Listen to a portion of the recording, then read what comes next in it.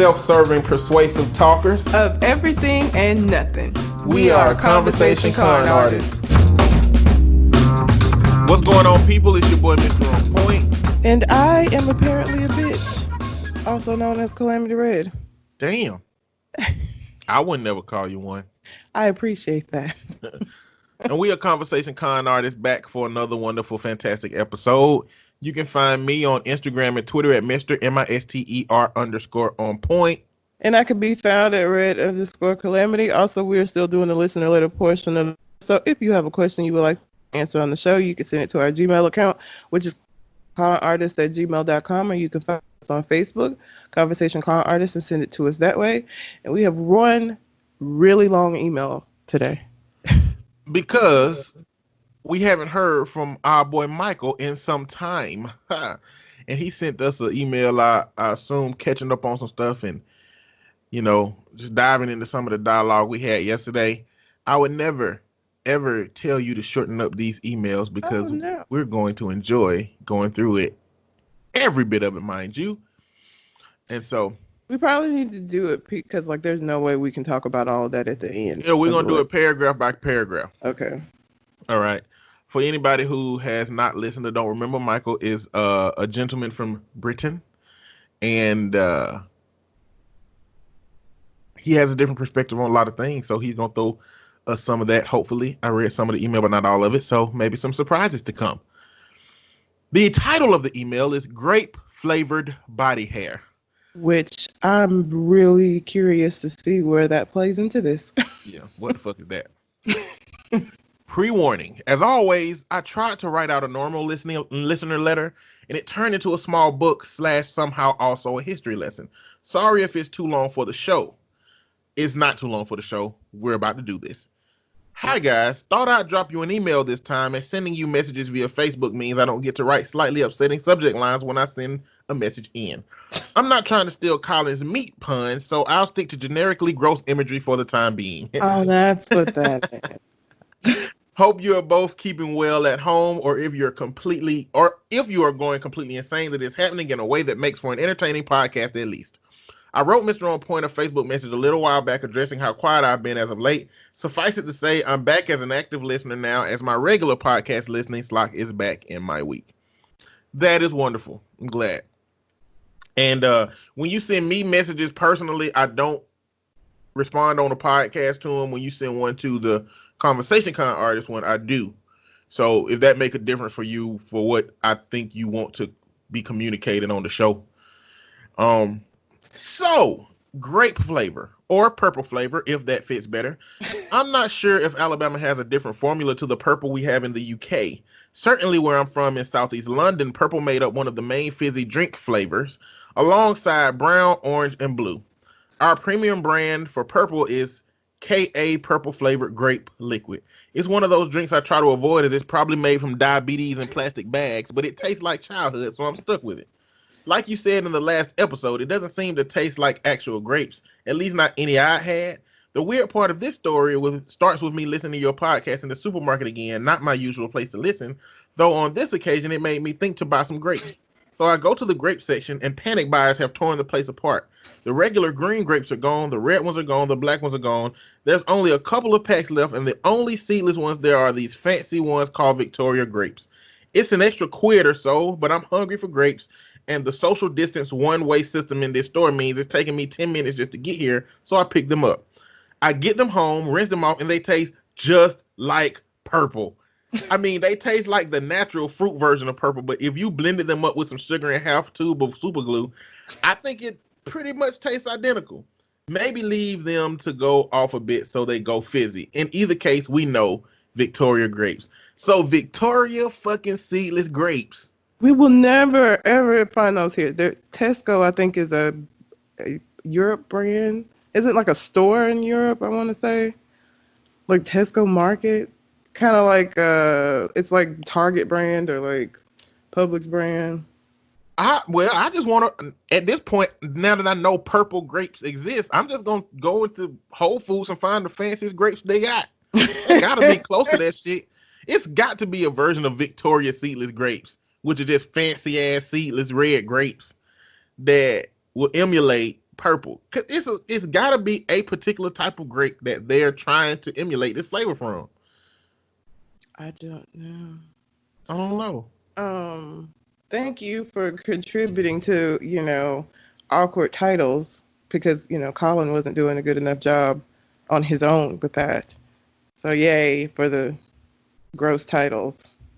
Grape flavored body hair. Oh my God. That's disgusting. Body hair. Well, I'm not gonna. It's not like you eat the body hair. It doesn't matter. You just It's lick it a little there. bit. Why are you licking body hair? You done licked body hair before? Ew. Have you not? Body hair? Yes. Have I licked body hair? If you've given oral sex to a person with a bush, then yes. Or if you've kissed a dude with beard or mustache, then yes. I don't really think of beards and mustache. I know it's body hair, but it doesn't gross me out the way the actual body hair does. And hair on your balls and genitals is fine. Body hair to me is like chest hair, arm hair, back hair. Like that fucking fucks with me. I can deal with the other hairs, but You those never hairs? licked a man nipple with chest hair? Ugh. No. No, I haven't. And It I don't image look in like- my head. Say what? I don't need that image in my head. That's gross. Why not? Ugh. You do things that aren't palatable generally when you're in an erotic moment. Yeah, but I don't know why, but body hair fucks with me. It's just It's like if you see a picture of a bushy meat on a screen, it's disgusting, but you've had one next to your face before. not. I don't know. I'm just saying. I mean, the things that when it comes to sex, we do things that aren't normal. Like one day, like No. no. I'm just saying a past mate. Don't Like finish that. no, it ain't bad. It's going to be because it's you. Well, first off, the worst thing you could do is restrict me from saying what I want to say because I'm gonna make it worse. I'm not gonna make it worse. I'm just gonna say what I was gonna say. Like something a person would never do is this girl just licked me on the side of my face. Why? I don't know. She just did it. I mean, but that's something that if you ask somebody to do that, just chilling, they're gonna look at you crazy as hell. But like in that erotic moment, you do some shit that you turn into pleaser person mode, not reasonable person mode. You like switch. That's just how it goes. So what? I don't have anything to contribute. I just don't feel like this conversation, as far as sex goes, is gonna end at this point, Red. So you need to get ready to contribute. God damn it, because I already see the word fetish down here. So Fuck. it's coming. Something's coming. I also want to talk about hairs, lady hairs in particular. Now, up front, I'm not bothered by the hair that grows out of humans as regards finding someone physically attractive. And full disclosure, I'm a bisexual man who tends to be more attracted to women than men on average. Before I finish this, I wanted to go up and say, okay, of the language that is different, I'm not sure if fizzy drink is a brand or if any carbonated drink y'all reference as fizzy drinks. Yeah, I don't know. That sounds like how a 4-year-old would refer to drinks. That's rude. I'm just saying, it's so much shit Michael can talk about our Alabama language. I don't feel bad. Oh, At least we know they saying the shit the way it's meant to be said. Matter of fact, Michael, you know what we call sodas or fizzy drinks here? Drinks. That's it. When people ask, so people be like, you want something? What you got? Do you have any drinks? That means a carbonated drink. It depends on what part of the country you're from. You might say sodas. If Or you're from the pop. north, you say pop. Which I fucking hate. Ugh. That's like a 2-year-old way of saying it though. Got some pop? Like what? But fizzy is literally just what the drink does if you pour it in a glass. It fizzes. So it's like The reason I say that's how it look like a 4-year-old would describe it is because it's like the visual of what it does translating into a name. So please don't take offense to that, British people, or you, Michael. Growing up, I've come to understand that my internal beauty standards diverge from the generally accepted ones around me, and I think that's fairly normal and healthy. I can understand that for some people, short hair or a pointy nose or small feet can be hugely desirable traits, even if they aren't for me. For the life of me, though, I can't understand the body hair thing. I could understand it as a preference, but what confounds me is the level to which it's taken. I don't think it's that uncommon for straight men in particular to be of the opinion that a woman who does not shave her body for a week can go straight from stunningly beautiful to actively disgusting. It confuses the hell out of me because it's the natural state of an adult female, the demographic that, in this case, you're purporting to be attracted to. I think it's different to only liking tall men or curvy women as well because body hair is something almost all women have in common. Objectively, it's more like only being attracted to women when they're wearing makeup or wearing a skirt, and then being actually disgusted by them if they take the skirt off or wipe away the makeup.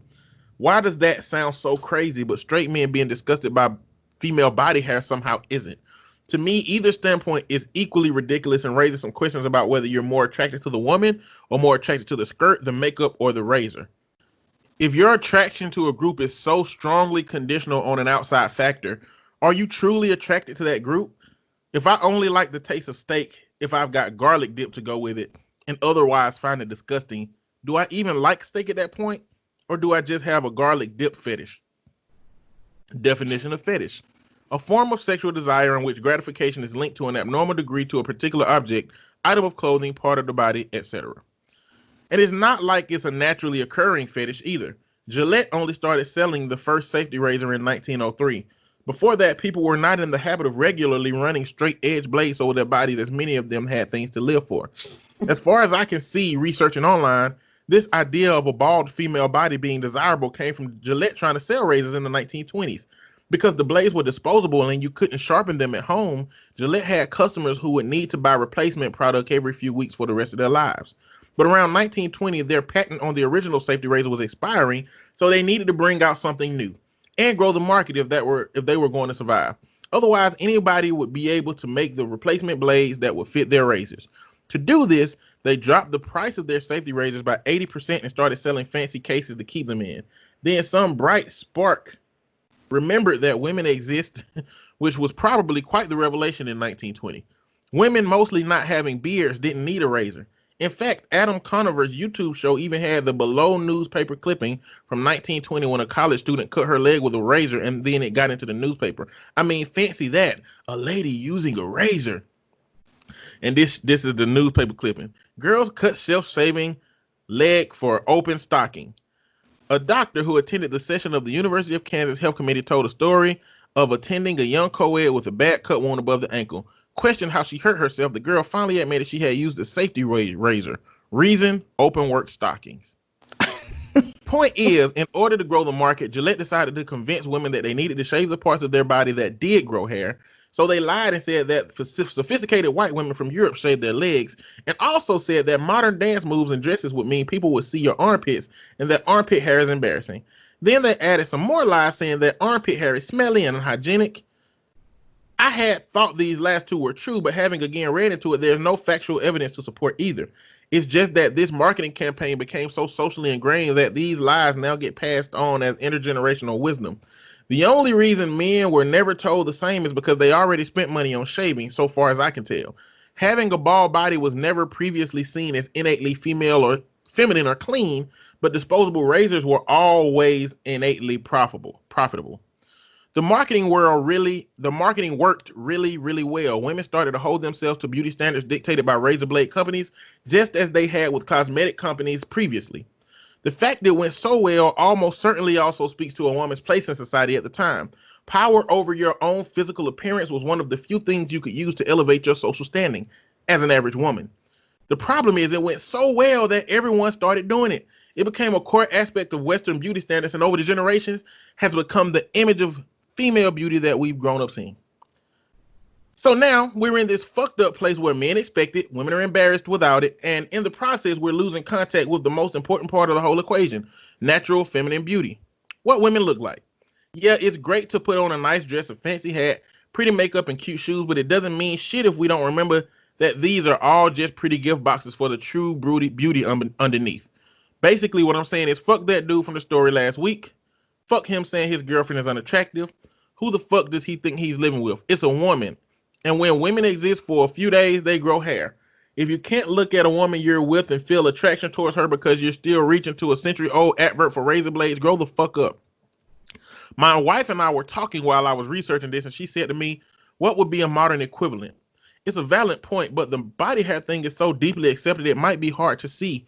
Maybe a modern equivalent of the changes to beauty standards in the 1920s could help show how ridiculous this is. And I thought back to an article I read a few years ago.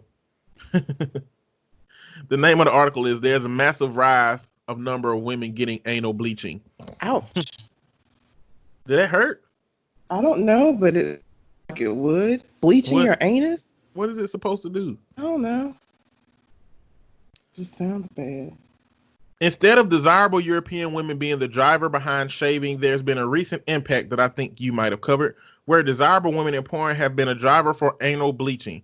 Luckily, we've not had a Gillette-style company trying to monetize the situation, but if you ever see an ad for Clorox Feminine Beauty Range, you know that it's starting to go wrong. Ladies, modern dance moves and thongs mean that your anus is on show more and more in the club. With the new Clorox Pale Hole, you too can save yourself the social embarrassment of being a woman with a butthole that looks like a butthole. Because only men do that. What are you, some kind of man with a man butthole? Yeah, that's how I feel about it. I feel like I'm living in a world where Clorox Pale Hole is totally normal. Michael.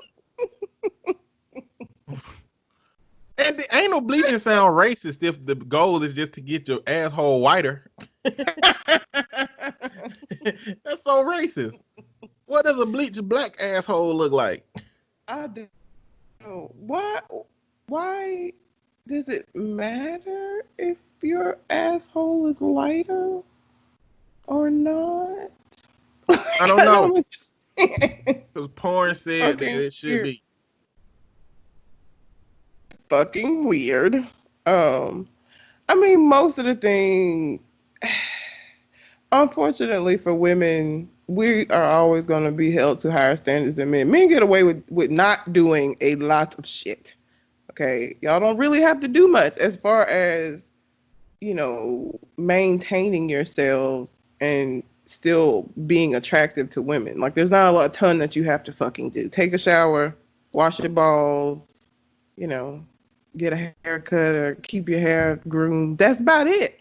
You don't have to worry about all the other shit that has standards for women. So, I mean, it's not surprising to me that it started off as a way for Gillette to fucking sell more shit because, of course, it doesn't matter the impact that it's going to have on society. Money. Anal bleaching apparently is removing the layer of melanin in your ass through laser surgery. But why? So it looks... Yeah, so I guess it looks a uniform color. Okay. I don't know, man. Don't have anything. I don't know if you watch enough porn to know that a woman's skin tone in between her ass is two different colors. No, I did not know. Yeah. No. I could live my whole life without knowing it. It's darker for some reason. Okay. I mean, you think it was lighter because it's always covered up and close together, but it's like two different colors. Except in porn because they all get their ass bleached. So when you see it in porn, that's the case. But if you watch that low grade ghetto porn, then you'll know what I'm talking about. I have nothing. And it's the same for black women and white women. It's just darker. I don't know what the genetic purpose of in between your booty cheeks being darker than the rest of your skin. But it's something. Yeah, okay. I don't have anything. I have nothing. You don't have anything? No. I think that it's... Is your phone? You moving your phone? Sorry. I can hear it. I think that, European beauty standards have messed us up deeply. and it's a revolving door of new things for men to desire and for women to figure out. I mean, and you know what? I don't know if y'all know much about this in Britain or if this is the same dynamic in Britain, but over here, black women have for the longest been perming their hair, straightening their hair, and just in the last 10 years, there's been a big switch to natural hair from wigs and perms and things of that nature, to where black women wearing their natural hair is still criticized by a lot of black men. It is. Like If you don't have a desirable texture, which for them a desirable texture isn't curly, if it's more coarse, then it's not a desirable texture. And they're going, why you don't perm your hair, wear a wig, or all that shit. Basically, some women's hair. What's the dude from Little Rascals, the black kid? I can't remember. I remember Alfalfa. Damn, Eddie Murphy be doing his character. But the black kid from the Little Rascals with the afro, basically, a lot of men, if your hair texture is not right, that's all they see. They just see that on top of your head, and they just, talk bad about it. Because, I mean, for anybody that has natural hair, men too, that don't know how to take care of it, you just look rough all the time. I mean, that goes for a woman with natural hair too. But that was my issue. Like, why are we subduing a person's desire to have their hair grow naturally as it does, versus accepting and allowing that to be the standard, because that's how we do. That's what it's about.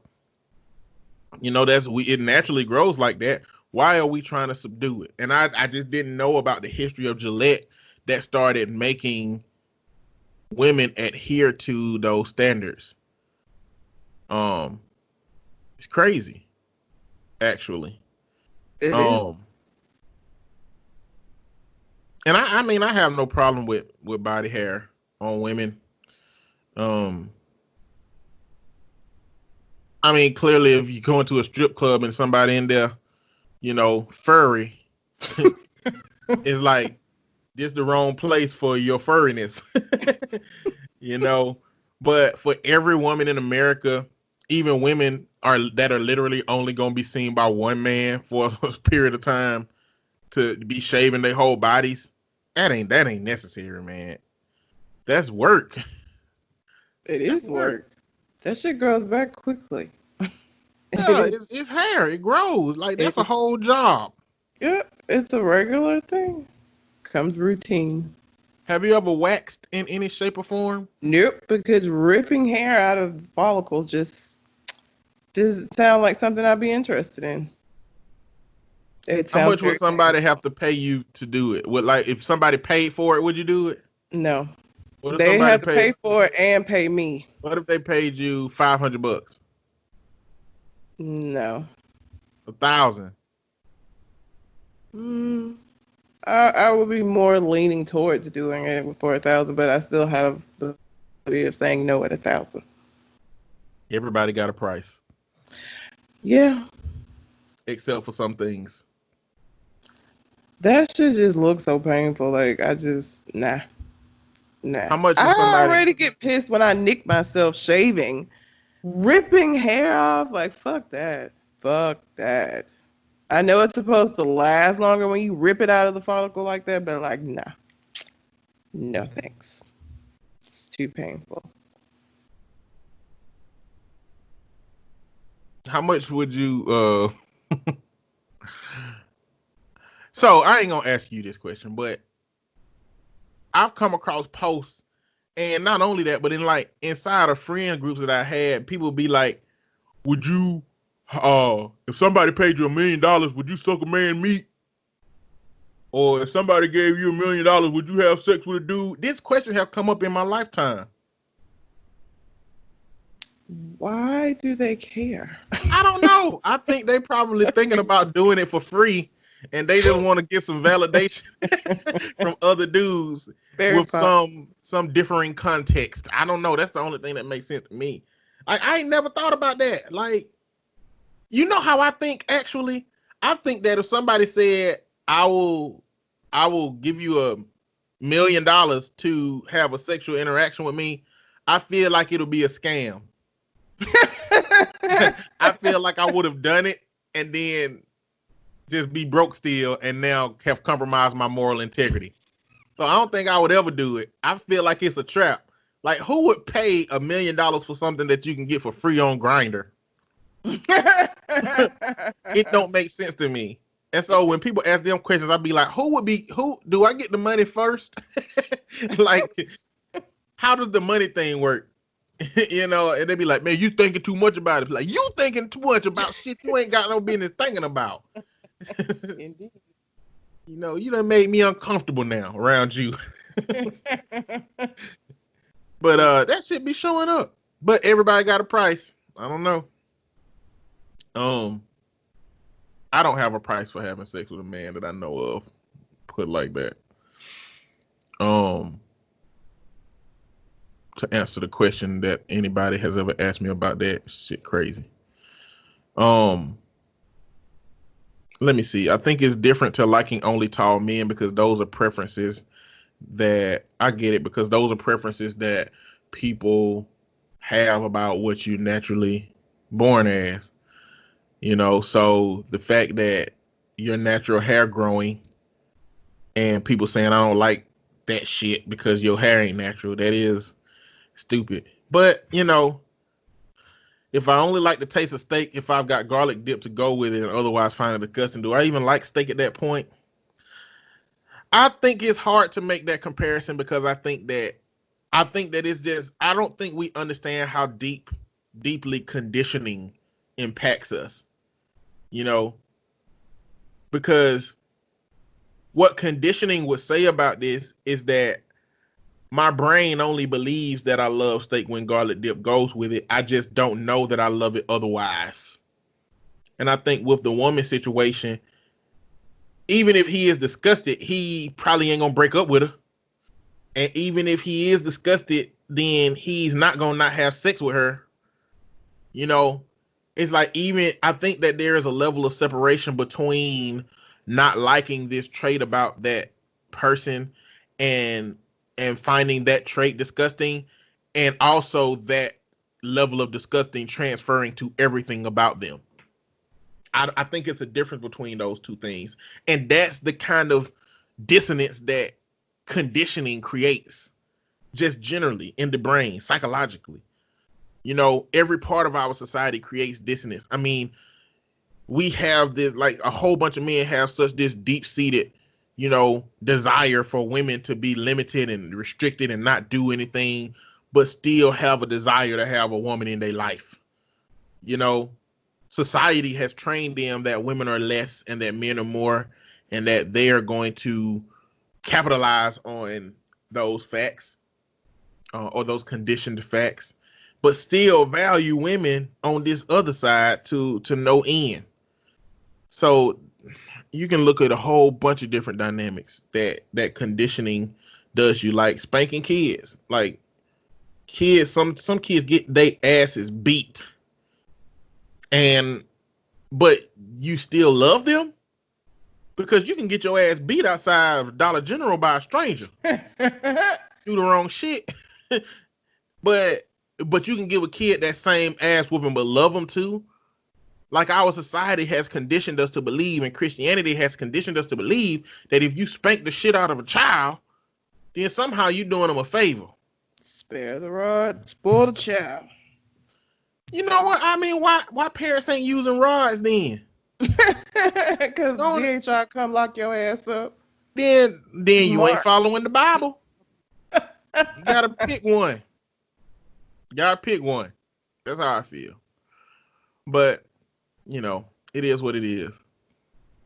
So, but that being said, I appreciate you for sending that. Thank you, letter Micah. And that history lesson. It's good to know that about Gillette.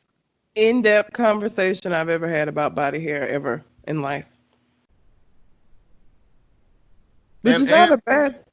I learned several things. It can get that deep. I learned several things. I learned about the history of Gillette and they bullshit ass propaganda that led to the body standards that we have today, and I learned about what anal bleaching is. I didn't need to know that one, but yeah. Well, the dudes that you've been with know it about you, whether you know it about yourself or not. If you have a question you would like for us to answer on the show, you can send it to our Gmail account, which is conversationconartists@gmail.com. Or you can find us on Facebook, Conversation Con Artists, and send it to us. Thank you, Michael. I support women. Do you have some viral posts, sir? I do. Women, if you don't want to shave, don't.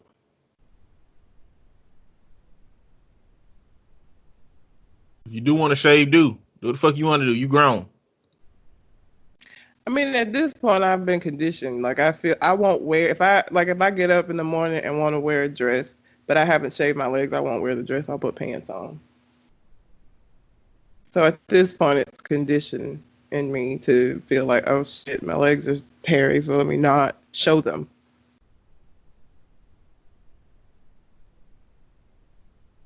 All right. So let's just go ahead and knock this out. It's a little bit of news story before we get to the viral post. But stimulus checks went out today. Now, I haven't been keeping up with it enough to know what the UK is doing with stimulus checks, but stimulus checks went out this week. On the 15th, people woke up. Well, I was on a game at midnight, and some people said, I just got $1,200. I was like, well, goddamn, them motherfuckers came through for a bunch of people. And when I went to the bank, and I only went to the bank because the 15th is also payday for the therapist in the agency that I work with, so I take checks to the bank.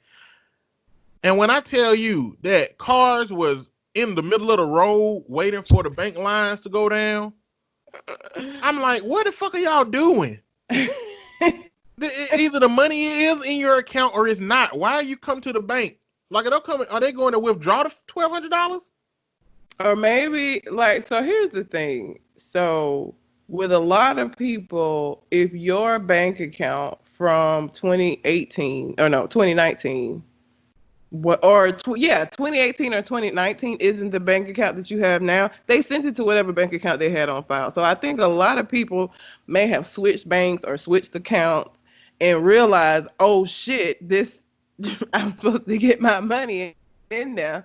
And it may be because I got my accounts wrong. Now, what you can do about that, the bank can't do shit about that. I guess you would have to contact the IRS and say, hey, this is what account it was supposed to go in. But I don't know. So I'm going to bring up another point with that. Have you ever so I don't think you probably too responsible for this, but have you ever been riding through the hood in either Montgomery or in Birmingham and you see these signs that say, hey, we can get you $5,000 back on your tax return. Come to On the Block Tax Services and we'll get you paid. Yep. So they're everywhere. People look at them places and be like, okay, damn. Let me do this. So one thing that first off, these places are fraudulent. Okay. Doing taxes ain't hard.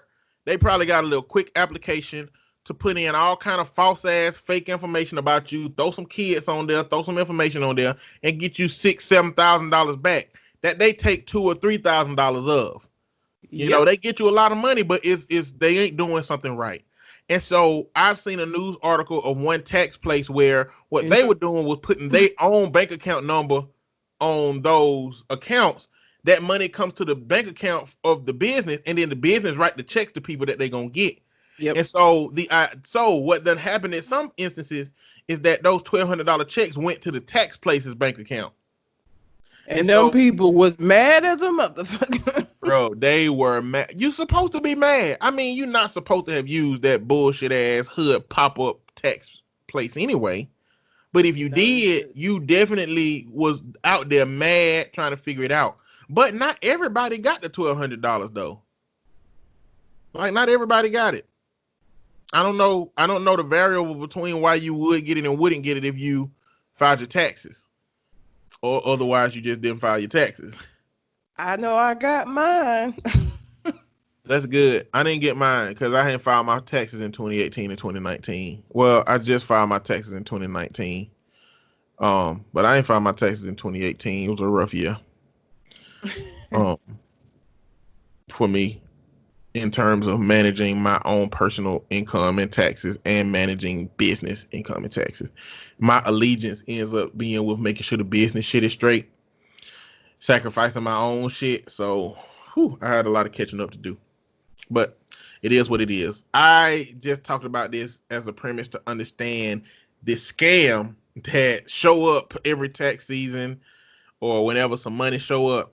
It's basically a scam where people say join this Facebook group and they try to get a circle of people to put money in. It'd be like, okay, everybody in the group gonna put money in. Everybody put $100 in, and we're gonna give one person 1,000.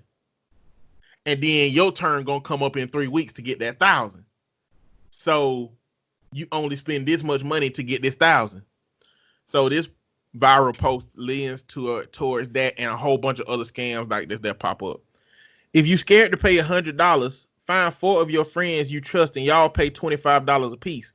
Now y'all gotta split your $800. By the end of the day, I'll be on purple. Y'all better quit playing. If it was illegal, don't y'all think Facebook would have deleted it by now? Join our group. Ask me how. Inbox.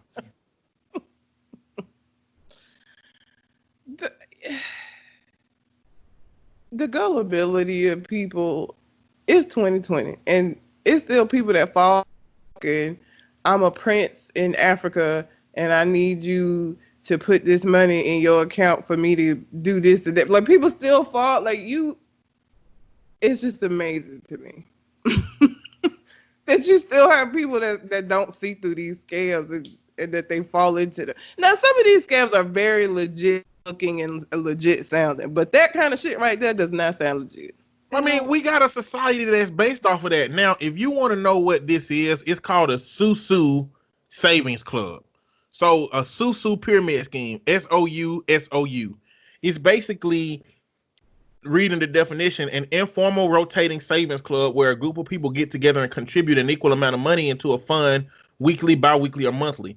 The total pool, also known as a hand, is then paid to one member of the club on a previously agreed on schedule.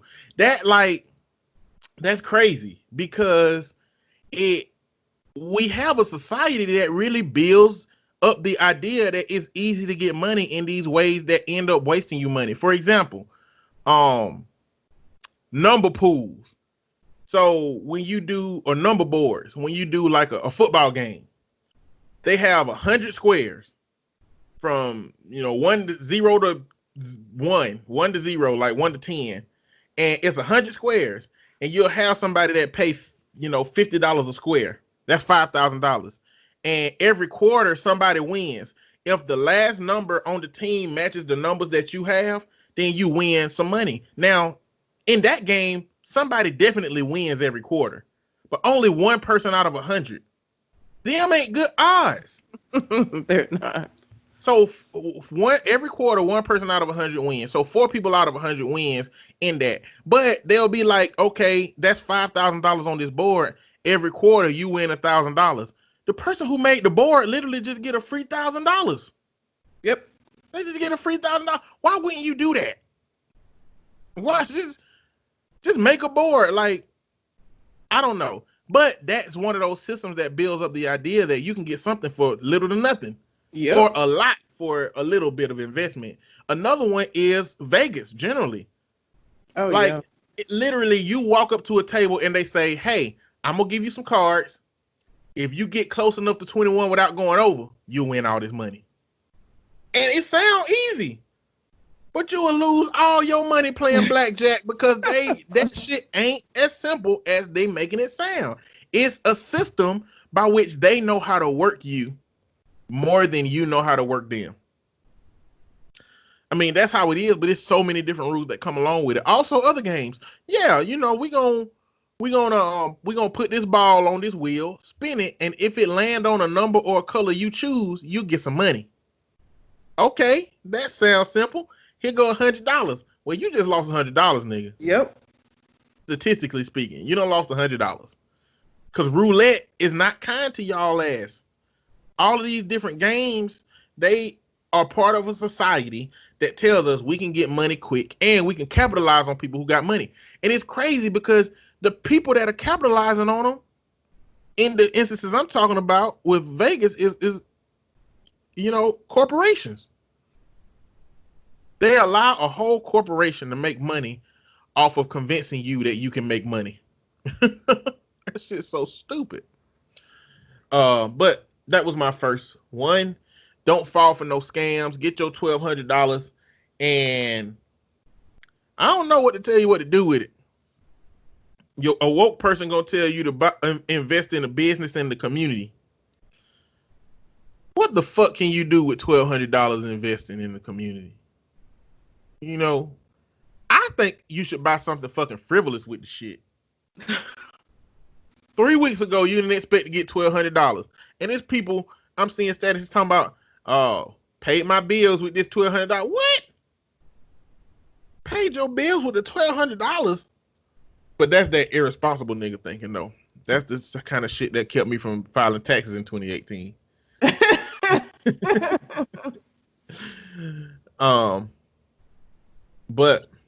For 2018.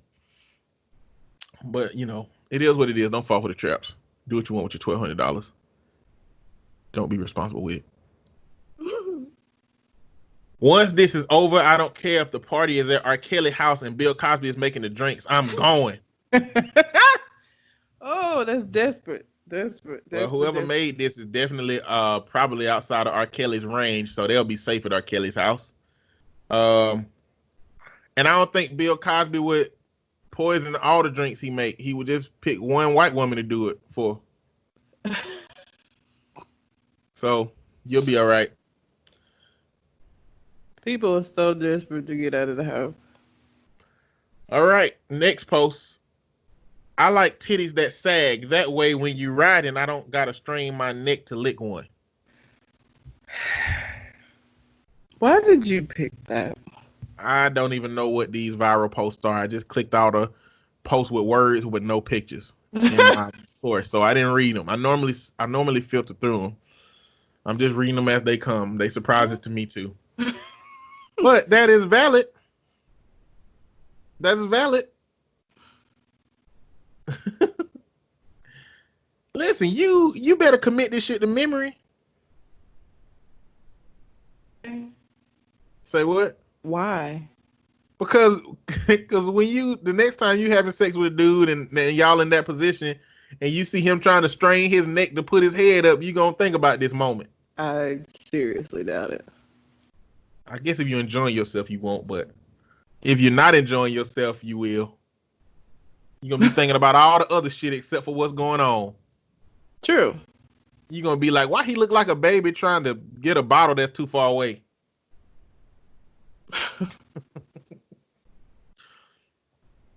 Please check on your glasses wearing friends that wear masks. Our glasses keep fogging and we can't see shit. Yeah, that shit's annoying. I've been wearing my contacts. It's fucking irritating. Damn glasses wearing friend. It's irritating. And I work at a hospital, so I have to wear them fucking things all the time. Michael, are masks mandatory where you are right now? I haven't seen a grocery store one-way situation the way you described. That would be horrible for me because I go into the grocery store with no plan. What do you mean a grocery store one way? He said when he was going through to get those grapes, they have a grocery store one-way situation. So I figure they got arrows where people can only go in one direction and not like cross past each other. Oh yeah, that'd be terrible. So he said it took him 10 minutes to get to the grapes. So I assume I have seen that over here. We got one-way entrance. Yeah. After that, it's still Wild Wild West in there. Yep. So, this is a joke. I was going to post a time traveling joke, but you guys didn't like it.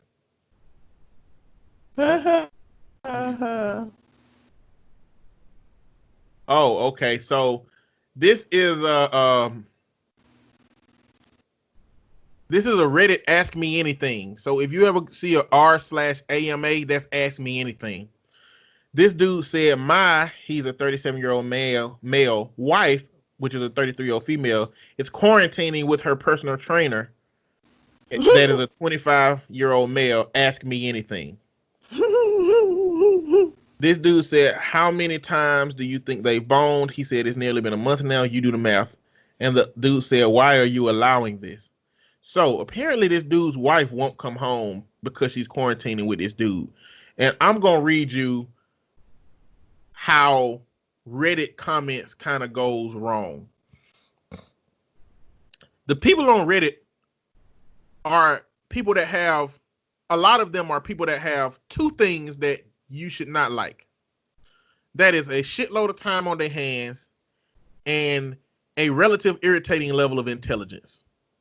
So this post epitomizes like people who see through your bullshit. So this dude says, I don't know what the beginning comment was, but it says, I guess so. Jesus Christ, grow some fucking balls, you doormat cuck. And the dude who has named himself Lonesome Hubby says, super fucking helpful, man. Thanks.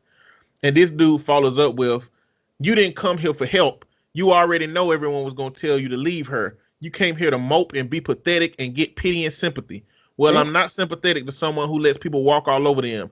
Get off fucking Reddit, start searching for a lawyer, and begin packing her shit up. Jesus, get angry or something, dude. Another dude follows up and says, he's right, original poster. First off, it sounds like she's been cheating on him since the quarantine and you knew about it. Now she's been with him for a month and you haven't done anything. At that point, it's pathetic. Not trying to insult you, but it is what it is. You deserve way better than that slag, so go do something about it. This dude said, the Lonesome Hubby said, I had no idea they were cheating before. I don't even know if they were, although now it seems likely. So that was just another viral post that came up that, man, it's just crazy how you could, you know, that dude you be talking about that you dated in high school that you didn't like because he really didn't care, it seems, about you going to the prom. Like, that would be him. That shit is annoying as fuck. Oh, I hate that so much. Like, so do you think that people do what they're allowed to do, or they do what they're going to do anyway? Like, I think it's a combination of that. I feel like she might necessarily have done that with somebody who, like, was crazy. She knew, oh, he will fuck me up, you know.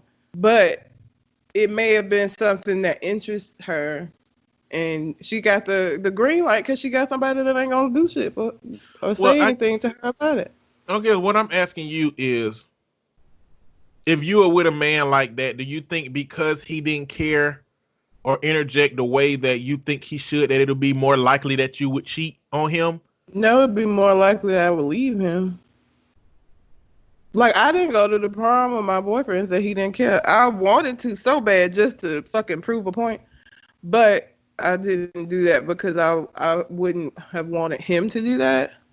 So, no, I don't think that would have made me be like, well, I'm going to cheat on him. I think I would have just been like, I can't deal with this. You just, oh my God, you don't have no kind of, I'm not even going to say backbone. You don't have the assertiveness. I don't want nobody that's telling me what I can and can't do, but I do want somebody that's going to be like, all right, now it's a little much. So yeah, I would be more likely to leave than I would be to cheat on him.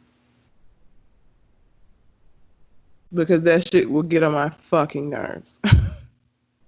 Because I'm gonna tell you this, I'm not gonna be laid back and lax. Okay?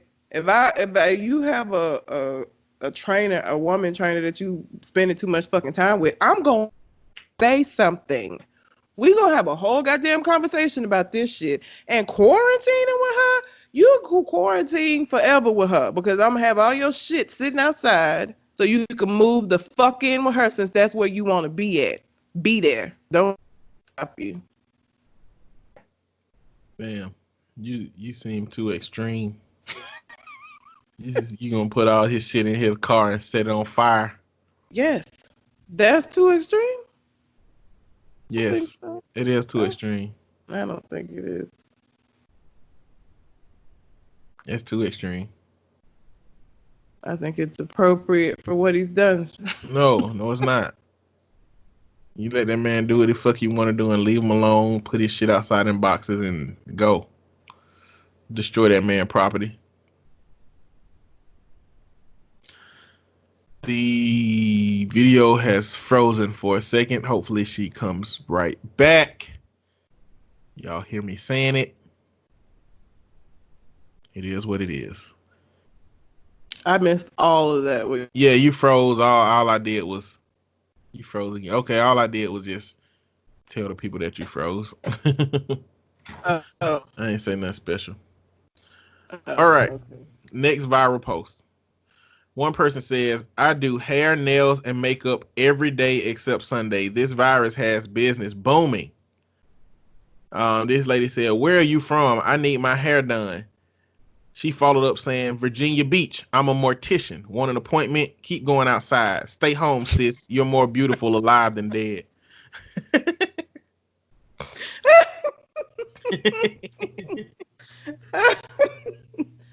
Fucked up, but true. Caught her slipping. Yeah. Bruh. Imagine how much business morticians get. Do you get paid more money? The more people that die as a mortician, do you know anything about morticians? I would think so. You get paid per yeah. The insurance companies pay them, right? Or do the insurance company pay the funeral home? Is the mortician connected to the funeral home? Or a mortician estate? The insurance company pay the people pay the funeral home, I feel like. I don't think insurance companies pay directly to funeral homes. Or they might. Shit, I don't know. I ain't never had to bury nobody. Oh, that's a funeral director. Yeah, they pay the insurance pay the funeral home. Oh. So she getting paid. Funeral homes are getting paid. Yeah. Except, I guess, for people who have to be cremated. A lot of people are dying unexpectedly. Yeah. You know? Oh, I'm going to talk about why that makes me a bitch. That actually has something to do with that. Well, I'm not I'll let you decide if I'm a bitch. Well, Alanis Morissette called herself a bitch and it seemed to be cool. That was not Alanis Morissette. That was Meredith Brooks. Really? Yeah. I don't know. White women who do music all look the same. Except Adele. Yeah, that was I think her last name is Brooks. For sure, her first name is Meredith. Well, let's find out. I'm a Bitch song. What's that the name of the song? I think it was I'm a Bitch. I'm a bitch. I'm a Meredith mother. Brooks. I'm a mother. I'm a sinner. I'm a saint. I do not feel ashamed. Well, I like Alanis Morissette. She's cool. Yeah, but that wasn't her song. But she still looked like all the other white women. The only way I can tell the difference is their hair colors. If their hair color the same, they look the same. That's probably racist. So the reason why I'm bitchy, I guess, is my dad's sister died, which is my aunt. But she wasn't a nice person. So like when they called me to tell me, I was just like, okay.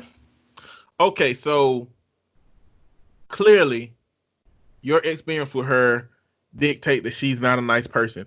Help me and everybody listening understand what not a nice person means. So anytime anybody had anything going on, if she knew about it, everybody was going to know about it. She was a fucking gossip. She felt like her sons were just one of her sons, my cousin, got his girlfriend pregnant in high school. She went all over the place saying, that ain't his baby. She just putting that baby on him. Baby came out looking exactly the fuck like him. Like she just that wasn't baby came out looking person. like a salamander, number one. Okay. Because babies all look like fucking salamanders. You can see through them. They do not.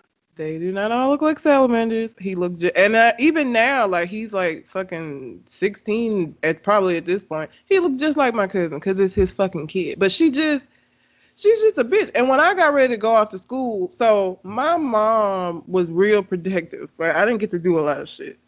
And when I got ready to go off to college, her and my other aunt that I don't give a fuck about, was standing outside of our house where they knew I could fucking hear them talking about how they thought I was gonna come back not finish school because I was gonna get pregnant and end up back at home. Bitch. Like she just not a fuck. She was not a nice person. My brother William went over to visit her when he came home because my dad, man, see, William ain't, at this point in my life, you're not going to guilt me into doing shit. So like they guilted him into going over there. He went over there and she treated him like a fucking stranger because that's who she was. Okay. So here's the thing. I'm not glad the lady's dead. All right. I'm not. But I also don't really care. Like my called me and I was like, okay. And she was like, were you asleep or something? I was like, no, I just don't have any. Like, it's unfortunate, you know, like death usually is. But to me, it's like in death, people become, nobody wants to be the person that says somebody's shit, right? So we all you're supposed to pretend like, oh, this is such a heartbreaking thing, losing this close of a family member. She was a bitch. She was not a nice person. She just wasn't. And I wasn't sad. I'm not sad. I feel bad for her, I guess her kids. And them little niggas, listen, one of them just moved out maybe 5 years ago. Now, keep in mind, both of them are older than me and I'm 35. All right. Are they as problematic as their mama?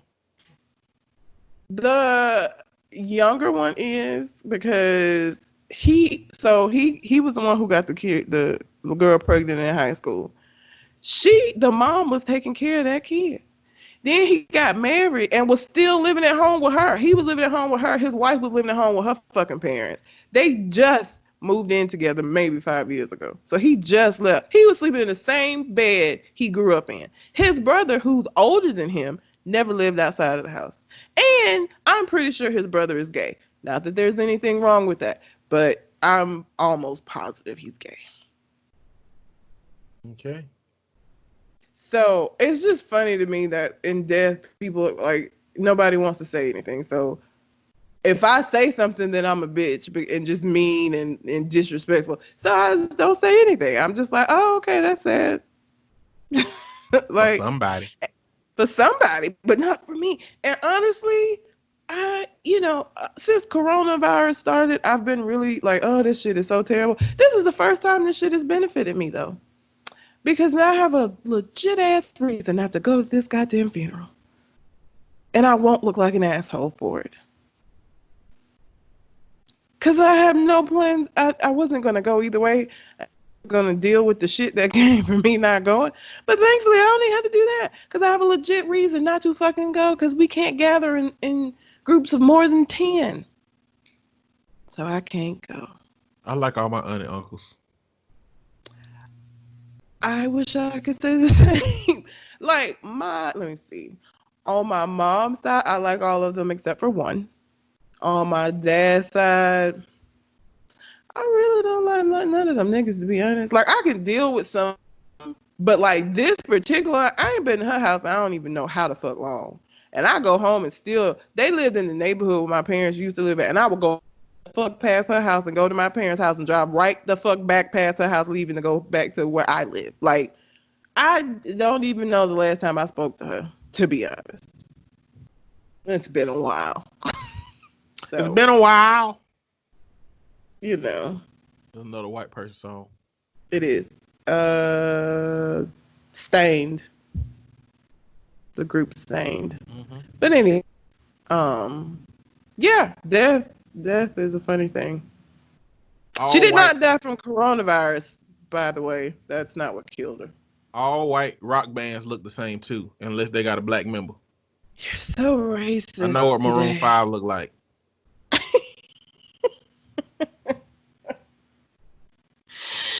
Okay. You know what Stain look like? I know that song very well, but I don't know. Yeah, they look like all the other groups. Do you have any more viral posts, sir? Yes.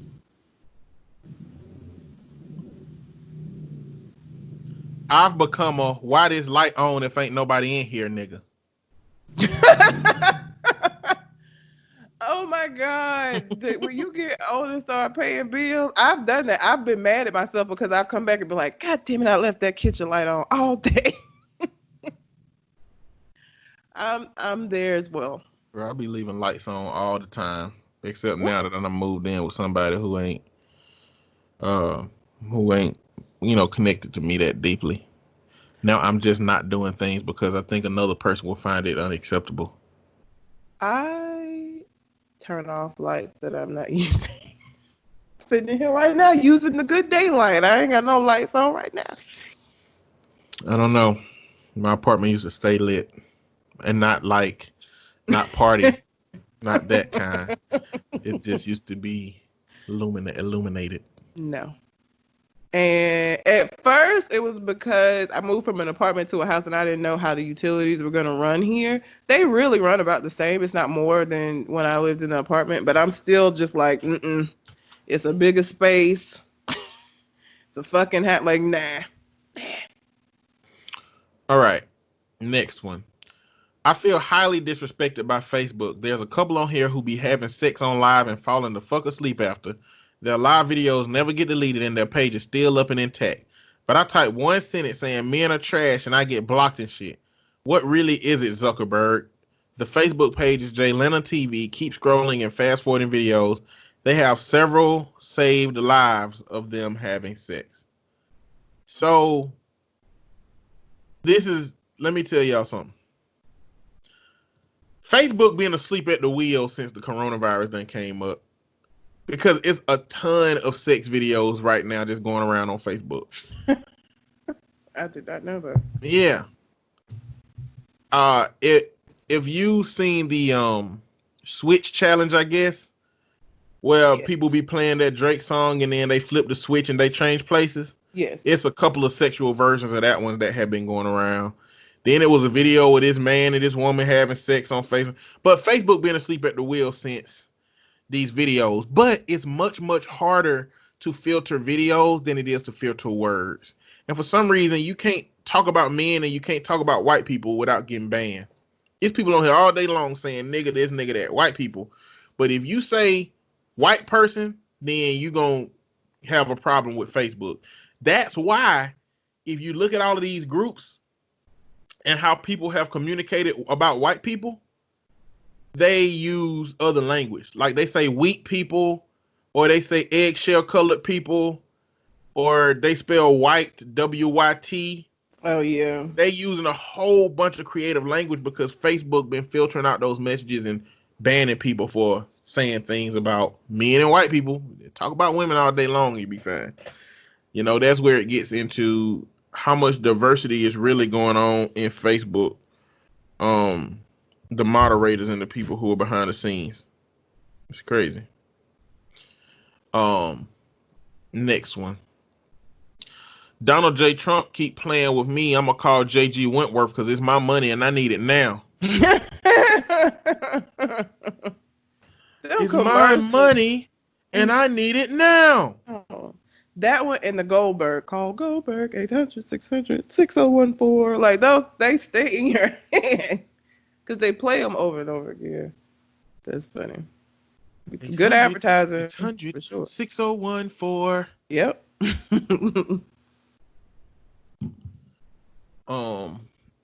Last one.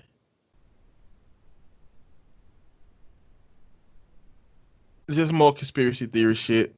Oh, wouldn't it be dope if every family who tested positive for coronavirus and or the families of those who passed away from it bought a class action lawsuit against Bill Gates?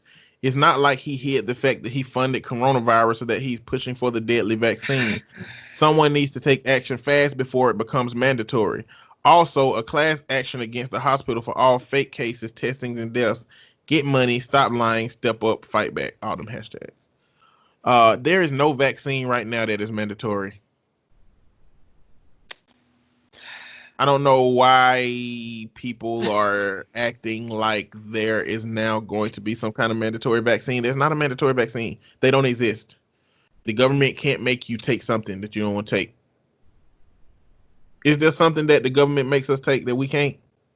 Except money out of our paychecks? Nope. They definitely make us do that shit. Hell yeah. But as far as something that for our bodies, do we have to take? Is there anything we have to take?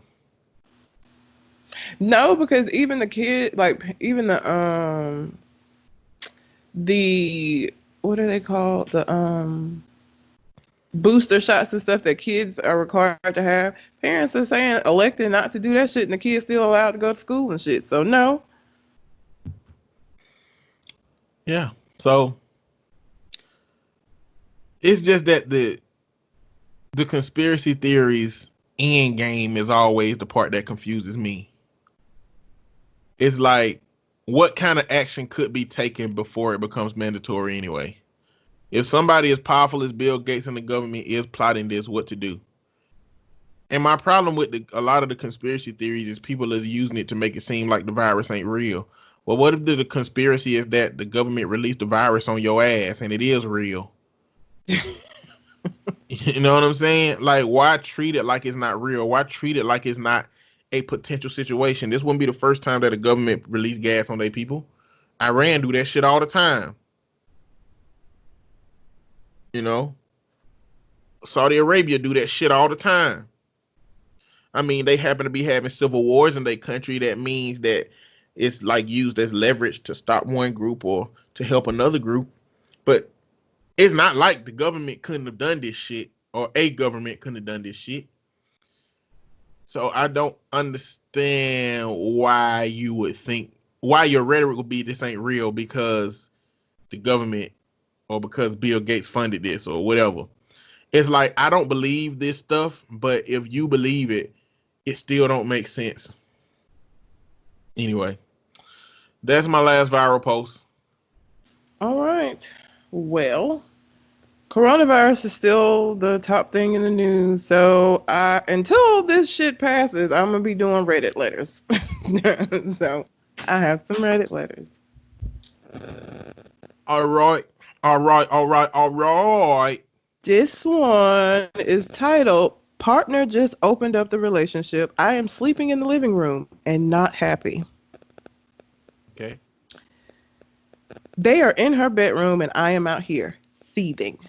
I don't have a problem with her playing with others. Our relationship was always officially open, though this is the first time that this has been put into practice. My problem is more of the how and the who. Myself and my partner are in I guess this is the dom sub relationship. She calls a lot of the shots in and out of bed. It works for us. It is intensely personal. Oh, so he the sub and she the dom. All right.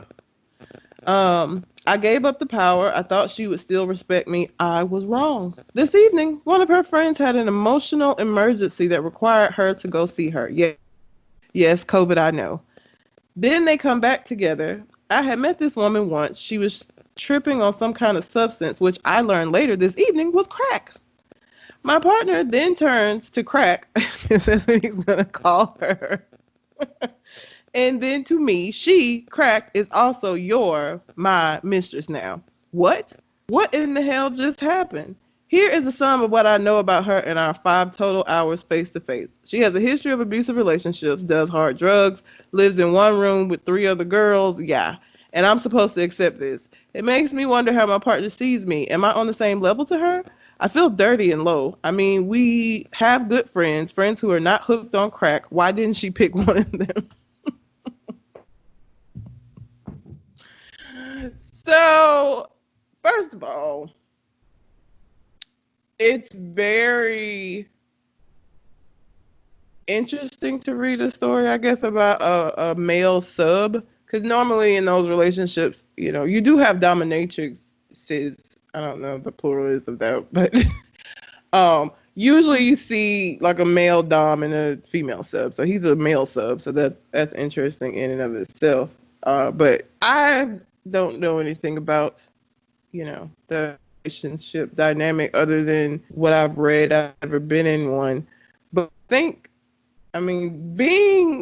having someone be a dom doesn't mean that they fucking are disrespectful and that y'all don't have rules. So, then I would not be okay with somebody bringing a crackhead home and being like, "Oh, this your dude too now." What the fuck? Excuse me? What? It sounds like the problem is they haven't fleshed out the rules fully enough. Yeah. Or she's taking her dom role to mean that she can be dominant in many ways in terms of making decisions that he ain't a part of. Which doesn't the whole point of that type of relationship is the sub willingly giving up the power. It's not you necessarily taking it, this person submitting to you. So doing shit outside of the parameters that goes outside of the bounds of that relationship to me. But there has to be parameters, though. True, there has to be parameters, Like, and you it doesn't have sound to- like there have been. Yeah, you have to communicate to a person what you're giving up for the dom relationship. Just because it's a sub-dom relationship doesn't mean that anything that the dom wants you to give up is what you give up. You get to identify what you give up. And I'm pretty sure there are some extreme dom relationships where, yeah, the sub allows them to choose what that person gives up, but clearly that ain't the case in this because you mad. So is he more mad that you? So do you think that if it was an upstanding woman, graduated from college and had a career, that he would still be the same level of seething, or does it seem like the problem is that she a crackhead? I think it's that she's a crackhead, because at the end of it, he said they have other friends who aren't smoking crack that would have been acceptable, and he would have been okay with that. So I don't think it's that she brought in another a third. I think it's the specific third. And I wonder that why she he was on the brought in. couch. Like, did they put him out, or did he just not want to participate because she a crackhead? I wouldn't have participated because he's a crackhead. Personally, I would have elected to be on the fucking couch too. Shit, no. You know what crackheads do to get crack? There's no telling what the fuck. Like, no, B, I'm good. For that, I'm good on that. Probably send y'all ass up for a robbery anyway. Very possible. Very, very possible. This next one is about, turning a hoe into a housewife. So he's the third. Which is notoriously communicated that you can't do. Yes. He's a 32-year-old male and his wife is a 37-year-old female. So he says, I just found a post from my wife detailing her dating and sex life before we met. It turns out she was quite promiscuous, which is okay in her decision, but it's still bothering me. Should I talk to her about it or leave it? That was the title. So first, I don't think she did anything wrong, and it's more my issue that it's bothering me and not hers. I just read it last night, but it was posted before we met, so it's quite fresh, and I really wish I hadn't. I was bored and finally looked up her username. I've known it for years. It was a public posting, and she knows I know her username, so I don't think that's the issue. Basically, it details how much she had dated, had sex before she met me, the types of guys she dated, how the city was a paradise for single women like her having casual hookups, friends with benefits, etc. A bit more detailed than that, but let's just say it was nothing bad but made me feel bad. If I'm being honest, I also wish she had been a bit more selective. No, this isn't up to me and not my to judge. It is also probably down to my slightly prudish view of sexuality. I know I'm not on some moral high ground with this though. That being said, it still bothers me even though I know it shouldn't. If I was going to bring it up, it would not be to shame her or ask for an apology. This is obvious, I think, but I just want to be clear. But maybe nothing good can come from that. I guess it's just making me feel a bit insecure, so I don't know how to react to it. I'm leaning towards not bringing it up in case it brings her negative emotions or makes her feel ashamed. Has anyone been in a similar situation? Any words of wisdom would be appreciated. What fucking, first of all, who goes that fucking specific on Facebook? Like, A lot of people. In a public post? Really? Nobody that I know. I don't have those kind of things on my fucking timeline. Nah, this ain't Facebook. This is something with a username. She said I looked up her username. It's probably Reddit or something different. Something where you gotta look up. No, she's probably anonymous to everybody in her life except for him because he know the username. That's why it would make it different. It was a public posting. Yeah, like on Reddit, you can post things publicly under your username. Like if my username is, I don't know, Mr. Don't Play 16, and you know my username, nobody else knows who I am. You do because you know me, and you know that's my username. So it's not like it's public in terms of my family can read it. It's public more in terms of he knows that she knows that he can go read it at any time he wants to because he knows the username. I don't know. I wish I knew what platform it was on. Either way, even on fucking Reddit, that's just why. For what? Because you can post anything on Reddit without knowing who you are. You can get input and advice from people. But she wasn't getting input and advice. She was just talking about all her escapades. Well, some people, I'm pretty sure in the comments, a whole bunch of women validated all of the shit she doing. People post that shit to get something. But I'm sure a lot of other people tried to shame her for it too. Of course. Like, you're not gonna get just the good, not have the bad. I don't know. It really doesn't matter. Well, people bypass the shame. People bypass the shame when they ain't looking for it. And they just use the things they looking for to validate. People be deleting posts that don't, on Facebook, people delete posts that don't go along with what they trying to say or what their message is. This shit all the time. They just want what validates what they saying. Well, either way it was posted, he read it, he feels uncomfortable. I'm glad he realizes that this is his issue and not hers. That he realizes that it's something that just making him feel insecure. So, I mean, bravo to him for that. A lot of people don't have the insight. I mean, happened before you got here. Yeah. I just assume any woman that I have ever dated had meats in her face every night. That is awful. Hey, if you plan for the worst case scenario, it can only get better. If you say to yourself, I bet she had 7 meats next to her face a night, and then realize that it was only 3 a week, you'll be like, well, it ain't Sam. Oh my God. If you don't think like that, 3 is bad. I mean, it's interesting that he describes himself as being, and he got with somebody that's very obviously open with their sexuality. So their dynamic just sounds weird in general to me. Because I feel like he would be the kind of guy that would be like, no, don't do that. That's not proper. Listen, whether he want to admit it or not, he know good and goddamn well the first time he had sex with that woman that she wasn't no goddamn amateur. I don't care what you say. Because if a woman get out here and give you that slop top gawk hand slide 3000, your ass ain't gonna be like, wow, she's experienced to be new to this. Don't nobody say that shit. She does such a good job to be new to this. Nigga, she ain't new to it. Okay? She had to go through many meets to get those skills.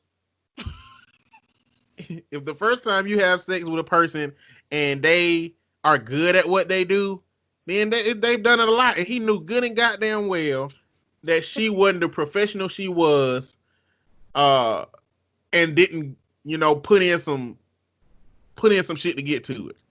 Yeah, but without reading it, he could pretend that, she, probably wasn't that many guys before me. Reading it and faced with like stone cold evidence of what she did prior to meeting him, now he has to face that. That's different. He knows for sure. It's one thing to assume that she was. It's another to know for sure from her own word. I guess you could assume that she had sex 1,000 times with one person versus 1,000 times with 500 people. I guess the former sounds much better than the latter, But if your idea is to just live in a fucking fantasy, then you ain't doing yourself justice with the person you with. I mean, it's some shit. Look, and the worst case scenario, the worst part for him is that of all the shit she said in that post, there's a bunch of shit that she wasn't willing to say in that post. But don't bring that shit up, bro. Leave that shit where it's nothing at. It's nothing good gonna come from that. He he needs to work through the insecurities that this has brought up in him. And I'm sure that's, him being prudish and probably not having had as much sex as she had. He's probably wondering about how she views him when it comes to sex, which is not her problem once again. So I think it's definitely something he gonna need to deal with, but bringing it to her ain't gonna do shit, but make her feel like, why are you even saying something to me about this if it's not a problem? It's just gonna go wrong. It ain't gonna go right. It's definitely gonna go wrong, man. You should He treat that gotta shit. work through that. You need to treat that like some shit you ain't seen if you can. Otherwise, you need to go to counseling and work this shit out. Yeah. But this shit can be a relationship ending shit. It can be. If he can't get past it and starts feeling resentful he's saying he's not judging her now, but like that can fester if he doesn't address it. It will cause a problem. The only thing I care about is, am I able to give my lady what she needs from me? I don't care about the past. Did you say you had a post about Polly? That was the post about Polly. That was it. Not this one, the other one, the one where they have an open relationship, but he wasn't feeling respected in the open relationship. I mean, there's a specifically Dom sub, but it's still Polly because they're inviting other people in. Well, open is different than poly. Open, I mean, that could be an open relationship, not a poly relationship. How in the fuck is it different? So, Michael asked me on my Facebook if I said at some point on the podcast that I was in a poly relationship, and I did. So I'm in a poly relationship. So, and it's a new dynamic for me. It's the first poly relationship I'm in. And if anybody got any questions about poly relationship or what poly means or what the value of being in a poly relationship for me is or whatever, I'm going to wait for people to ask those questions rather than just throw out what I think. But polyamorous generally means multiple poly, and amor is love, right? So polyamorous means the ability to love multiple people.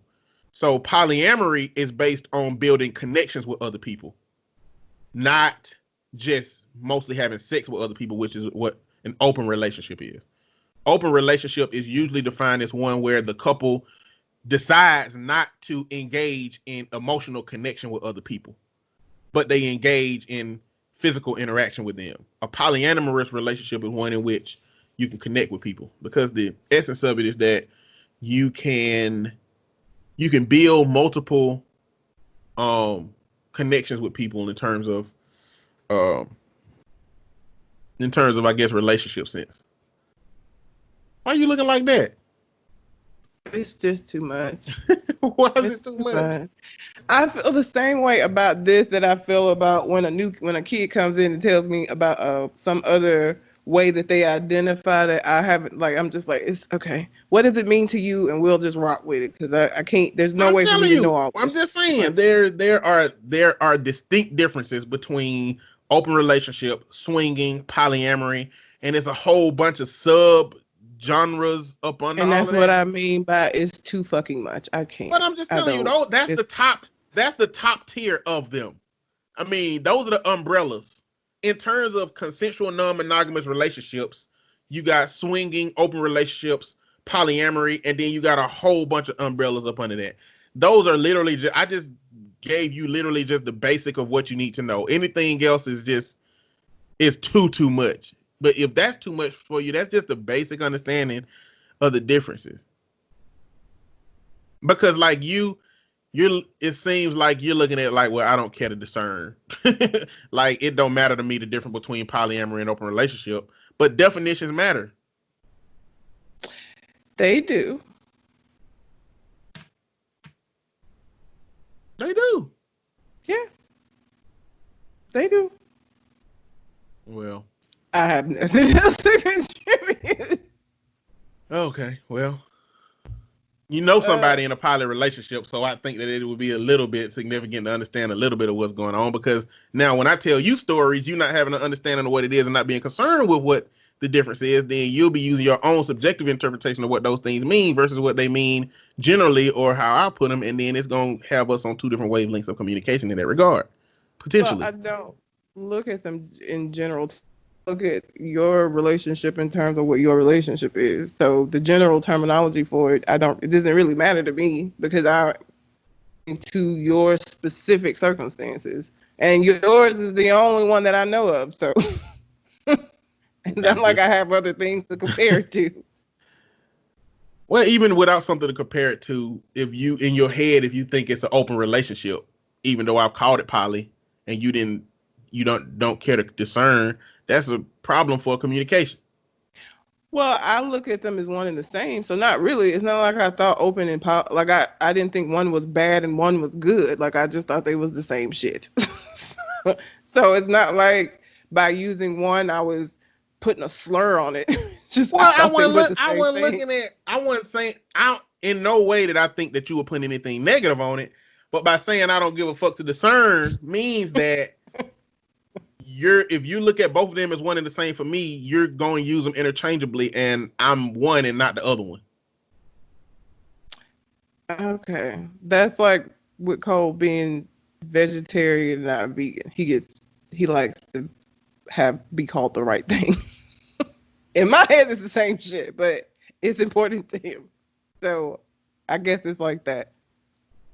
But I mean, at the end of the day, it is what it is. But like I said, if anybody is interested in that dynamic, then I'm gonna wait for you to ask questions. I'm not gonna spit it out like that. But the essence of those kind of relationships is communicating what you want, what you don't want, what is bothersome to you, what is not bothersome to you, what you value, what you don't value, and how this relationship gonna work, and because so was Leon in an open or he was just he's in an open relationship. Leon is a swinger. Okay. Leon goes to sex parties to have sex. He didn't even identify that they bring people into the bedroom for them to both share. He didn't even say they do that. He do that. That would be an open relationship. He just go to sex parties, it seems. Which I would say an open relationship would be one where they agree that they're going to each have individual people. But if he go to sex parties, it's really about the anonymity. He said, like, I think the part of him was that, I go have sexual interactions with people.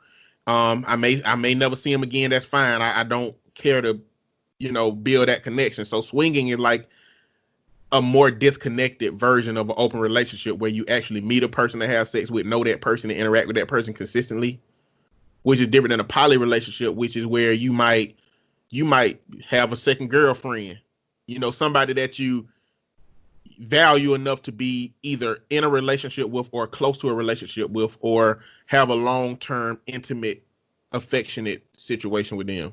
Do the other people interact with each other in a poly relationship? That's where we get into too much range for you probably because it depends. So you got triads where you got a triad. Nope. Hold on. This ain't for you then. Shut up.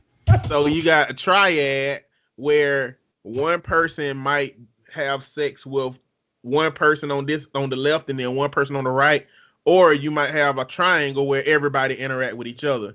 And then you got quads where it's possible that all four people interact, or one person interact with two, or two interact with two. It's a whole long list of how that could work. Then you got like a family situation where you got like a couple over here that's married and a couple over here that's married, and they do that thing. It's like a whole bunch of different terms to identify all the different ways you could be interacting with other people. So okay. Then you got, I think what most people want is a throuple, which is basically two people that find what they call a unicorn, which is a person that is equally attracted to both of those people in the relationship. And so they all they all just work in a relationship. But that is very rare, something you should not look for. And if you come across it, you'll be blessed in that dynamic because it's hard to find a person that's attracted to you and somebody that you will. They normally only attracted to you. You can't find that. But yeah. All right. That being said, Red ain't gonna ask no questions because she don't care. You But if you have any fucking questions about this relationship dynamic, then I welcome them. I will answer them. I got I got news stories. Red don't have any news stories. Do you have any more relationship things? I had one more. We run it up a little bit. So let me talk about some of this stuff first. Okay. So, a bunch of challenges be on Facebook and a bunch of jokes be on Facebook, and there's a viral video of this girl and her boyfriend who did something very, very racist on TikTok. They're Georgia high school students, and they were expelled over their racist TikTok. So they have these videos where they're like, the latest one I seen was a black dude who you take a cup of water, and it's kind of like the intro video to Powerpuff Girls, where it's showing the doctor pouring sugar and spice and everything nice, right? So they'll put a caption that say something like God creating, light-skinned women. Then they'll pour in a little bit of forehead, a little bit of loud mouth, and then they'll just keep pouring something like, attitude. And they'll just keep pouring attitude and keep pouring attitude. And it's just like joking. And what happened in this video was a white couple put that the dude said, we're creating a nigger. And they poured don't have a dad all in the thing. And so this went viral, clearly. And the school saw the video and released a statement. Parents, tonight it has been brought to my attention that an inappropriate video was created on the TikTok social media platform by students at Carrollton High School. Please know this video is being addressed immediately, and any student involved in the production of this video will face serious consequences. Carrollton City Schools' top priority is the health and well-being of our students and the type of behavior that will not be tolerated. Thank you, Dr. Mark Albertus, Superintendent. Now, I am going to chronicle the journey of this girl who has tried to backtrack all of this stuff that's going on because she got buyer's remorse like a motherfucker. She done went from blaming this on social media to blaming it on the irresponsibility of her being a teenager and not thinking through stuff to blaming it on her boyfriend to blaming it on the coronavirus. And I just want white people to know that there are some things that you can't white your way out of. There are a lot of things you can white your way out of, a shitload of things that you can white your way out of. But racism, when it goes this south, is not something you can white your way out of. So let's read her posts, okay? I want to apologize for the abhorrent video I posted. I know in my heart how wrong it was. My boyfriend is racist and he slowly normalized his racism on me. Still, I should have never let him. I believe blacks are human too, made in the image of Christ. Wait a minute. She believes what? What she believes? Rewind.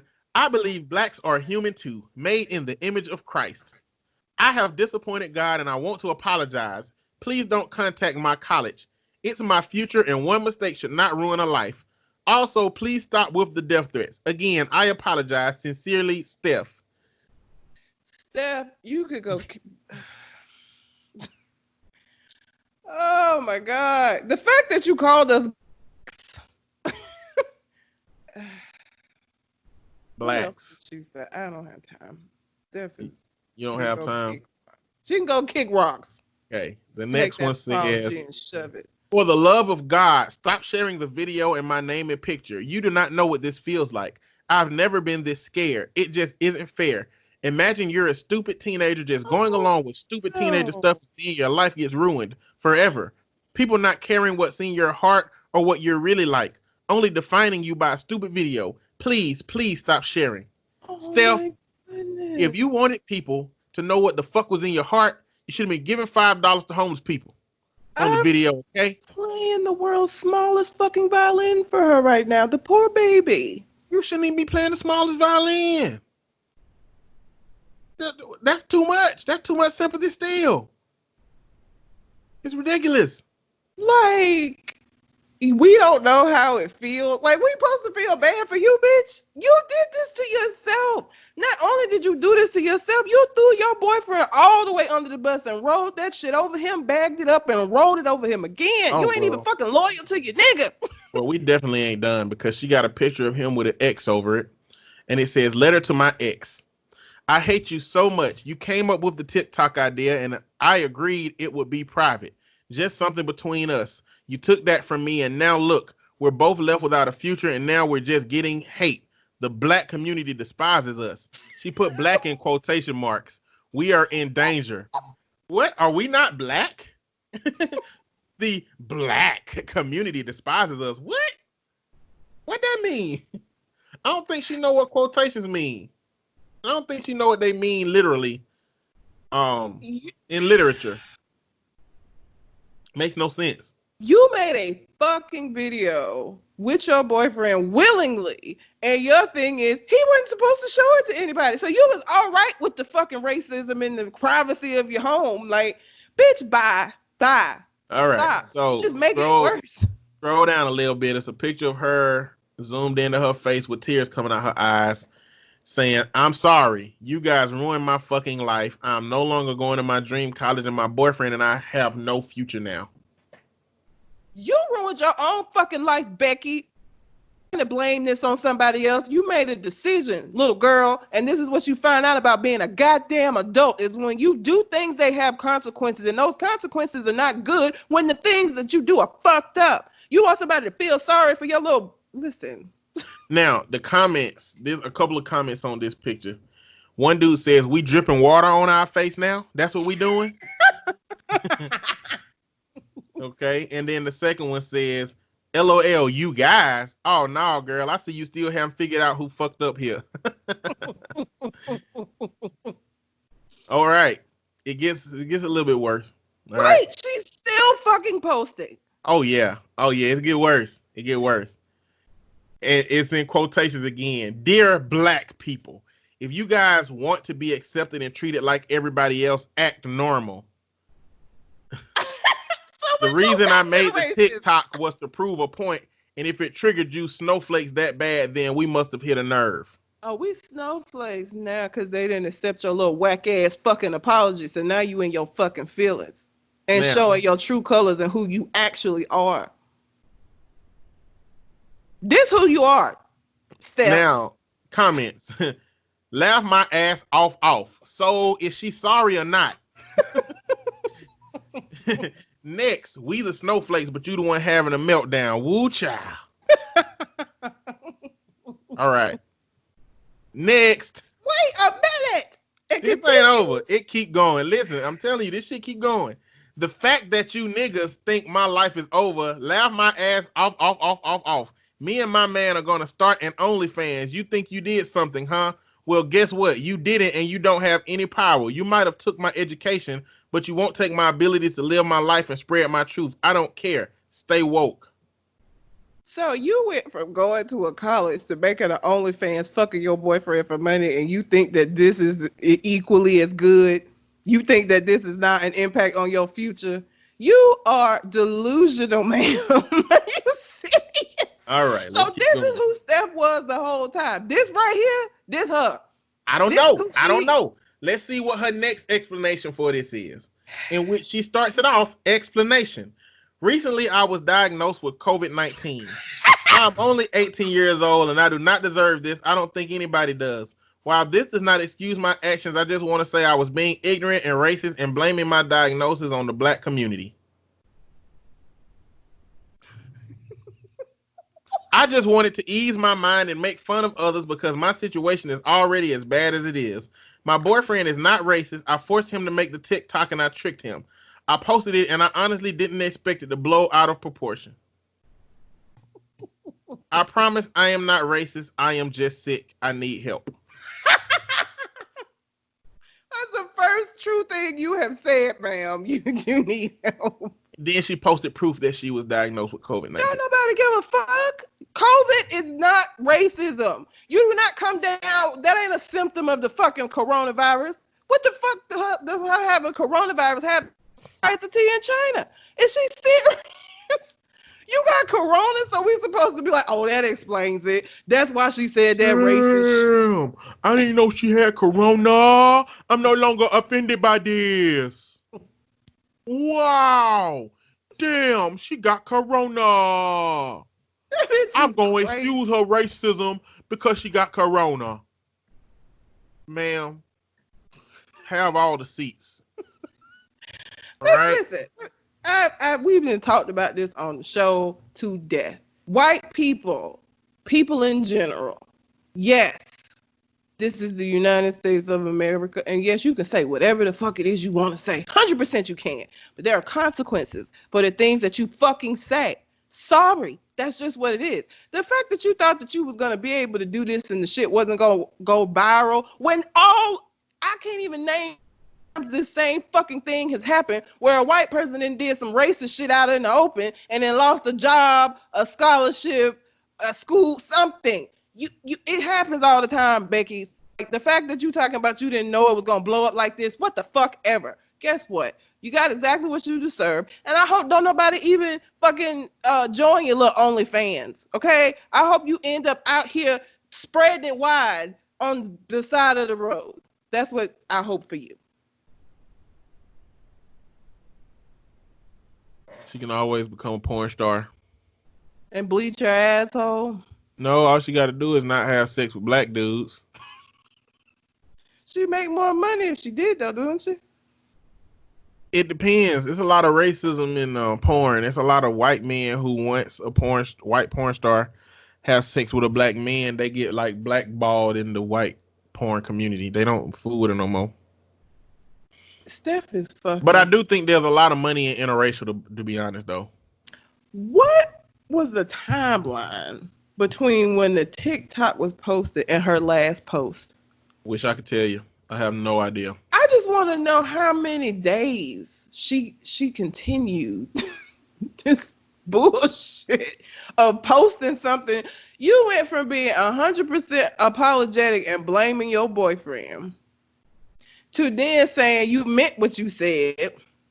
You said what you said, and fuck black people. I said what I said. Back to you're sorry and you got COVID-19 and that's why girl, you are young for sure. Because that's some young-minded ass shit, the back and the forth. But this is a lesson that you obviously still haven't fucking learned from all of you, man. You still ain't learned nothing. I feel like she gonna be in 10 years, we'll be talking about her again because she gonna say something racist and lose her fucking job because she just one of them dumbass people that don't learn. Yeah. She's a weirdo. The fuck? Girl. Ugh. Okay. It's too much. It's too much. Yeah, it is. It's too goddamn much. Wow. But it is what it is. I'm going to talk about some things really quick. I had a lot of stories. I'm going to talk about Joe Biden. Because Joe Biden is the front runner for the Democratic Party. And you know who Stacey Abrams is, right? Nope. Stacey Abrams was running for the governor of Georgia against that white dude, and she got picked up a lot of steam. Oh, yes, I do remember her. Yeah. And, you know, a lot of times when a reporter asks you, you know, if somebody asks you to be the vice president, would you do it? And they be all coy. They be like, no, I don't know. I haven't thought about it. Somebody asked Stacey Abrams, if Joe Biden asked you to be the vice president, would you? She said, hell yeah. I'm like, she didn't say it like this. She said it in vice president tone. So she said, absolutely, I would love to serve my country as a vice president. I would definitely like the opportunity. So she pretty much, what that translates to in PR terms, because somebody told her to say this shit if they ask you that question. And usually they know the questions before they get asked. Somebody on her PR team said, we need to put an all call in for letting Joe Biden know that you're wanting to be his vice president pick. And one of our friends said, so Joe Biden clearly is a moderate. He is probably on the political spectrum similar to where Hillary Clinton was, but just packaged up in something more palatable for people versus Hillary Clinton wasn't very palatable. And, you know, Hillary Clinton is just surrounded by a shitload of controversy anyway. The only thing they really have on Joe Biden is these allegations that's coming out about rape, which is very hypocritical because Trump got 21 motherfuckers that saying he did something. So if Trump supporters use that against Joe Biden, then, I mean, what are they really saying about Trump? Then that he's racist because of his 1994 crime bill, which there was a lot of black people that supported them crime bills. I mean, we put all of the responsibility on the politician that wrote it to it, but like everybody thought that was going to be the solution for some bullshit at the time. It just was the wrong path, and the person who crafted it gets the blame for the outcome. But Joe Biden's 94 crime bill still didn't even do as much as the 96 crime bill for with Bill Clinton. Either way, the way one of my friends put it is that black people, we are the side chicks to the Democratic Party. Did I talk about this on the podcast? Yeah, I think you have said this before. And one thing he said specifically was, if Joe Biden is going to get my vote or the black community vote, he got to make a down payment on the black community. He got to make a fucking down payment. And one thing he said was Stacey Abrams as a nominee. Or maybe I said that. I don't remember. But I said that for me, Joe Biden choosing Stacey Abrams, man, that would be a good representation of what I think the black community would need. I mean, he would definitely have the black women vote. He already got the old vote, and he'll have my vote. You know, I mean, he gonna have my vote anyway. You know what I'm saying? But the conversation was about what do we need to do as a community to get to leverage our vote. And man, I really hope he chooses Stacey Abrams, because now that Stacey Abrams has showed interest, if he don't choose Stacey Abrams and he choose somebody that's not black, woo, he gonna be fucked up. So like he only got several choices now, several options. I just wanted to talk about that. Kenya governor adds bottle of Hennessy to coronavirus care packages. Which apparently alcohol is not good for the coronavirus, and it leaves you more susceptible. Well, that's what they say. That's why they say that black people are getting more sick, because we don't do nothing but drink Hennessy and make our bodies vulnerable to the disease. So, black people, y'all need to stop drinking. Bitch, it's the economy that got us fucked up, not Hennessy. So shut the fuck up. All right. Another thing that happened is Trump is not going to be paying the World Health Organization. And I don't know what y'all know about the World Health Organization, but the World Health Organization is really friendly to China, you know, so it's no surprise. And I'm sure Trump knows that. And there's no surprise that he would find an opportunity like this to blame somebody else. He has yet to take accountability. As the man who has always blamed Obama for every single thing and said that if it happens on your watch while you're the president, then it's your fault. You know, but now that he's the president and all this shit on his watch, he ain't willing to take responsibility for it. It's just hypocrisy in its finest moment. Florida is about to open the beaches back up. We ain't got no vaccine. We ain't got no effective treatment that has been tested with trials. You got a lot of doctors saying that the shit that Donald Trump said to take is been helping. But they hadn't had the amount of scientific evidence to back that up. But they're trying to open the economy back up. And Trump is a genius. It's Florida. Okay? I want to say Trump is a genius. But he's a genius in all the ways that geniuses don't matter. He is a diabolical genius. He is good at bullshitting. He is good at being a dickhead. He is a genius at being a fuckboy, basically. And, you know, a genius ain't a genius if it don't help me, if it don't help the world. And so Trump came out and basically said a couple of weeks ago, I'm the authority here, okay? I call the shots. If I want to open the economy back, I'll open the economy back. So what Trump did was said, hey, we need the economy open back up.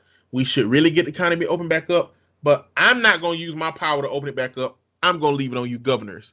That way he can not take responsibility for it if it fuck up in state by state, because he already know that he's getting a lot of accountability questions put on him for how this rolled out. So he want them to open the economy back up, and he gonna use the states that are willing to do it as, puppets to see if it worked. And if it do, then it'll work out for him. If it don't, then he gonna be fucked up. No, he won't be fucked up. The states will.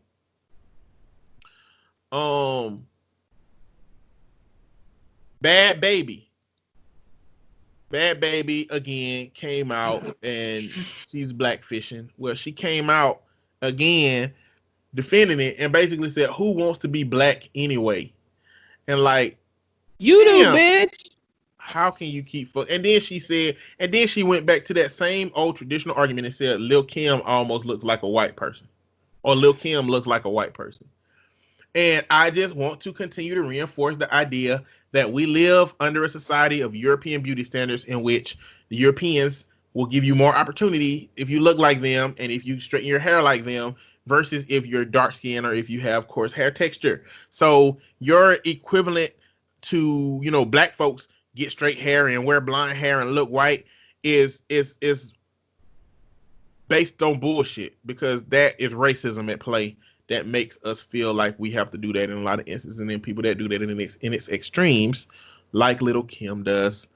And that's about it. Kanye West votes for Trump and walks back famous Bush comment, but I don't give a fuck about Kanye. And Cardi B and Bernie Sanders talk pandemic and politics on Instagram Live.